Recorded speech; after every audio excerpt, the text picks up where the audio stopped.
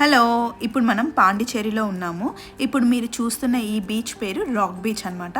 చాలా బాగుంటుంది. అండ్ ఈ స్ట్రీట్ మొత్తం నైట్ బజారు. ఇక్కడ షాపింగ్ అయితే అసలు సూపర్ అండి.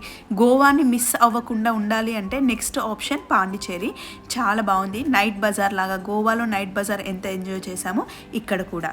నెక్స్ట్ మనం వెళ్తుంది ఫెంచ్ స్ట్రీట్. ఇది ఆల్రెడీ నేను ఒకసారి మీకు షార్ట్ పెట్టాను. ఇక్కడ చాలా కలర్ఫుల్గా ఉంటుంది. మెయిన్ వీడియోస్ తీసుకోవాలి అన్నా, ఫొటోస్ తీసుకోవాలి అన్నా ఇక్కడ చాలా బాగుంటుంది.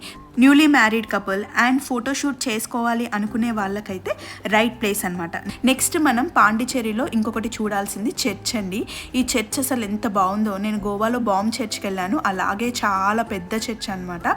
లోపల చాలా ప్రశాంతంగా సైలెంట్గా ఉంది. చర్చ్కి వెళ్తే మాట్లాడొద్దు. పాండిచేరికి వెళ్తే గనక ఈ చర్చ్ని ఖచ్చితంగా చూడాల్సిన ప్లేస్. Thank you. బాయ్.